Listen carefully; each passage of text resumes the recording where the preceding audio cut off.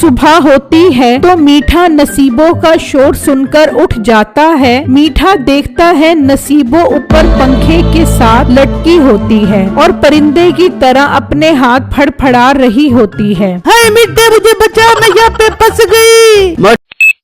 एक दफा का किस्सा है। एक गांव में मीठा और उसका एक आवारा दोस्त रहते थे। वो दोनों चोर थे और लोगों की दुकान से चोरी किया करते थे। एक दिन मीठा और उसका दोस्त जंगल में दरख्त के पीछे छुपकर अपने शिकार का इंतजार कर रहे होते हैं। तभी एक आदमी जंगल के रास्ते से गुजर रहा होता है। उसके पास एक छोटी सी थैली होती है। मीठा और उसका दोस्त उसके पास आ जाते हैं। चल शाबाश मेरा पुत, अपनी थैली चुप करके हमारे हवाले कर दे, वरना तुझे मार मार के इस जंगल में दफना देंगे। वो आदमी काफी डर जाता है और वो थैली उन्हें दे देता है। मीठा और उसका दोस्त वो थैली लेकर वहाँ से चले जाते हैं। हाय अब्बा, क्या करूँगा? मेरे पास तो इतने पैसे भी नहीं है कि मैं शहर तक पहुँच सकूं। जबकि दूसरी तरफ मीठा और उसका दोस्त एक जगह पर आकर बैठ जाते हैं। मीठे काम करते हैं, इस थैले को खोल कर देखते हैं इसमें कितना माल है। हाँ यार, अभी खोलता हूँ। वैसे आज बहुत अच्छा शिकार हाथ चढ़ गया है अपने। फिर मीठा वो थैली खोलता है तो उसमें से सिर्फ एक बैंगन और 500 रुपए निकलते हैं। वो दोनों ये देखकर काफी हैरान हो जाते हैं। कम्मू, ये तो हमारे साथ धोखा हो गया। इस बैंगन और 500 रुपए के लिए हमने इतनी मेहनत की है। मीठे की इस बात पर उसका दोस्त हंस पड़ता है। ये देखकर मीठे को बहुत गुस्सा आता है और वो बैंगन को फेंक देता है। तुझे बहुत हंसी आ रही है ना? अब तो ये बैंगन खा, मैं 500 रुपए लेकर जा रहा हूँ। फिर मीठा वो 500 लेकर वहाँ से चला जाता है और उसका दोस्त मुंह देखता रह जाता है और वो भी बैंगन वहीं छोड़कर चला जाता है। उसी गांव में बिट्टू नाम का लड़का सब्जी की रेड़ी लगाता था। उसकी सब्जी कम ही बिकती थी। शाम हो जाती है और बिट्टू उसी रास्ते से घर की तरफ जा रहा होता है तो उसकी नजर उस बैंगन पर पड़ती है। अरे ये रास्ते में बैंगन किसने फेंक दिया है? मैं अभी जाकर इसे उठाता हूँ। फिर बिट्टू वो बैंगन उठा लेता है। ये तो बिल्कुल ताज़ा बैंगन है और कहीं से भी खराब नहीं है। फिर किसने यहाँ फेंक दिया? मैं इसे घर ले जाता हूँ और कल बाकी सब्जियों के साथ बेच दूंगा। फिर बिट्टू उस बैंगन को रेड़ी पर रख कर ले जाता है और घर आकर अपनी बीवी छम्मो को ये बात बताता है। बिट्टू, मैं काम करती हूँ, आज इसी बैंगन को पका लेती हूँ खाने में। नहीं बेगम, आज बैंगन खाने का मूड नहीं है। मैं कल इस बैंगन को बेचने की कोशिश करूँगा। बस आप दुआ करना हमारी सारी सब्जियाँ बिक जाएं, ताकि मैं सर्दियों के लिए कपड़े और बाकी सामान ले सकूं। बिटुआ, फिक्रमंद मत हो, अल्लाह ने चाहा तो सब ठीक हो जाएगा। अच्छा आप मुंह धोकर फ्रेश हो जाए, मैंने चावल पकाए हैं, वो मिलकर खाते हैं। फिर अगला दिन होता है तो बिट्टू सब्जी की रेड़ी लेकर बाजार आ जाता है। अभी कुछ ही देर गुजरती है कि वहाँ लोगों का रश लग जाता है। लोग बिट्टू से सब्जी खरीदने के लिए पागल हो रहे होते हैं। बाकी सब्जी वाले ये सब देखकर परेशान हो जाते हैं। ये कैसे मुमकिन है कि सारे लोग बिट्टू के पास जा रहे हैं? हमारे पास भी तो वही सब्जी है। हाँ तुम सही कह रहे हो, मैं खुद भी देखकर परेशान हूँ। बिट्टू खुद भी हैरान परेशान खड़ा होता है। समझ नहीं आ रही कल वाली मेरी ख्वाहिश कैसे पूरी हो गई। बिट्टू सब्जी बेचकर काफी पैसे कमा लेता है, मगर लोगों के रश और झगड़े की वजह से उसकी रेड़ी टूट जाती है। बिट्टू फौरन वहाँ से चला जाता है और घर आकर छम्मो को ये सारी बातें बताता है। वो भी काफी परेशान हो जाती है। कोई बात नहीं बिट्टू,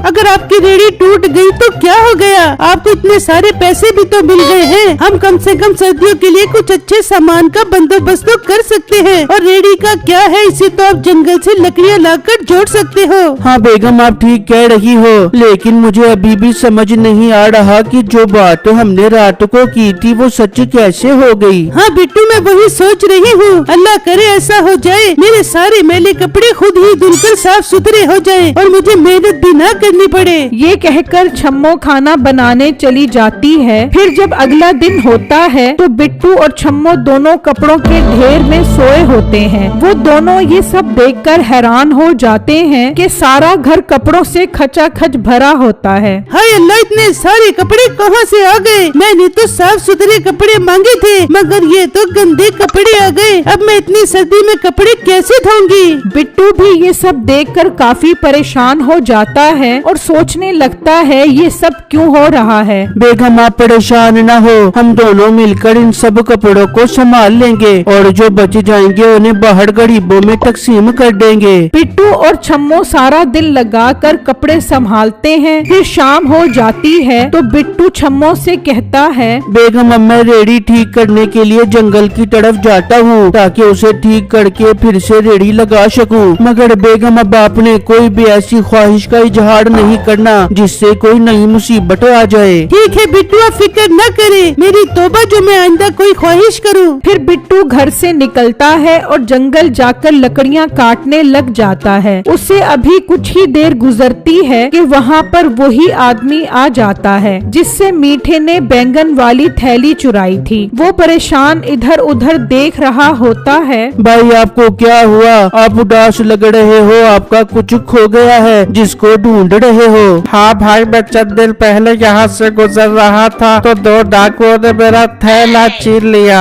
भाई उस थैले में क्या था? उसमें मेरे 500 रुपए और एक जादुई बैगन था। उस बैगन के सामने जो भी ख्वाहिश का इजहार करो वो पूरी हो जाती है, मगर वो एक चालाक बैगन है जो लोगों को परेशान करता है, इसलिए मैं उसे ढूंढ रहा हूँ। बिट्टू ये सब सुनकर काफी परेशान हो जाता है और उस आदमी को सारी बातें बता देता है। वो मेरा ही बैगन है, वो कहाँ पर है, मुझे चाहिए।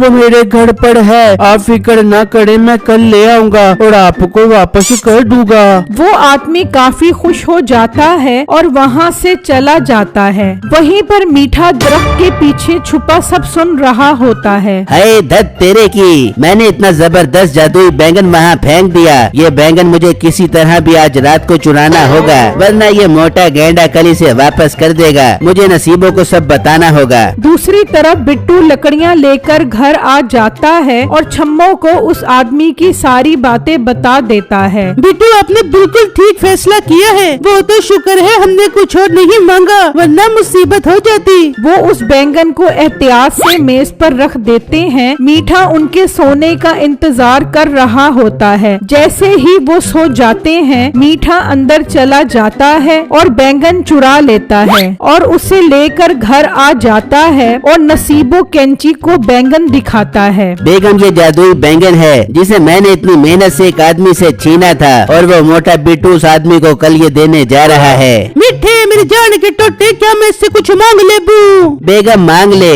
मगर बड़ा सोच समझ कर मांगी, ये खतरनाक बैंगन है। मेरी ख्वाहिश हमेशा से थी कि मैं भी परिंदों की तरह हवा में उड़ बेबू, मैं हवा में उड़ना चाहती हूँ। मोटी औरत, भैंस जैसा तेरा वजन है, कैसे उड़ेगी तू? कोई और चीज मांग ले। नहीं मीठे, मुझे कुछ नहीं मांगना। मीठे मैं तुझसे बात नहीं कर रही, मैं जल रही हूँ सोने। फिर जब सुबह होती है तो मीठा नसीबों का शोर सुनकर उठ जाता है। मीठा देखता है नसीबों ऊपर पंखे के साथ लटकी होती है और परिंदे की तरह अपने हाथ फड़फड़ा रही होती है। हाय मीठे, मुझे बचा, मैं यहाँ पे फंस गई। मोटी नाक वाली औरत, तुझे ही शौक चढ़ा था परिंदे की तरह उड़ने का, अब सजा भुगत। मैंने तो सीधे सीधे 1 करोड़ मांग लिए हैं, अब इंतजार है कब पैसे आएंगे। तू सब्र कर, मैं जाकर सीढ़ी का बंदोबस्त करके आता हूँ। मीठा घर से निकलता है। अभी वो थोड़ी दूर ही जाता है कि अचानक सारे गांव में सिक्कों की बारिश शुरू हो जाती है। सारे गांव वाले ये देखकर काफी हैरान हो जाते हैं और जल्दी से पैसे उठाने लग जाते हैं। देखते ही देखते सिक्कों की बारिश तेज हो जाती है और सब लोग डरकर अपने अपने घरों में भाग जाते हैं। दूसरी तरफ बिट्टू देखता है तो वो बैंगन गायब होता है। बिट्टू परेशान हो जाता है। ये बैंगन कहाँ गायब हो गया? अब मैं उस आदमी को बैंगन कैसे वापस करूँगा? बिट्टू घर से निकलकर जंगल की तरफ जाता है तो रास्ते में सिक्कों की तेज बारिश हो जाती है। बिट्टू जल्दी जंगल की तरफ जाता है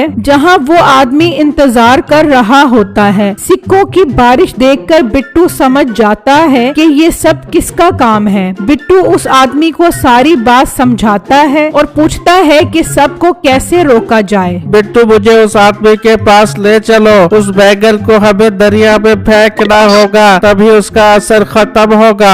फिर वो दोनों मीठे के घर पहुंच जाते हैं। वहाँ गांव के लोग भी होते हैं। उन्होंने मीठे को बांधा हुआ होता है और डंडे लेकर खड़े होते हैं। मीठे भाई, गांव के लोगों की पिटाई से बचना चाहते हो तो हमें वो जादुई बैंगन वापस कर दो। मोटे, मैं वो बैंगन तुझे क्यों दूं? वो मैंने बड़ी मेहनत से चुराया था। अच्छा तो ठीक है, गांव वालों इसकी खूब पिटाई करो। नहीं नहीं, मुझे मत मारना, मैं बैंगन वापस करता हूँ। जा नसीबो वो बैंगन लेकर आ। नसीबो वो बैंगन लेकर आती है और उन्हें दे देती है। गांव वालों, हम इस बैंगन का असर खत्म करने के लिए जा रहे हैं, पर आप लोग मीठे भाई और उसके दोस्त को पुलिस के हवाले लाजमी कर दो ताकि ये आइंदा चोरी ना कर पाए। फिर बिट्टू और वो आदमी जल्दी से दरिया पर आते हैं और वो बैंगन दरिया में फेंक देते हैं तो फौरन बारिश रुक जाती है। ये देखकर सब लोग खुश हो जाते हैं और मीठे और उसके दोस्त को पुलिस के हवाले कर देते हैं।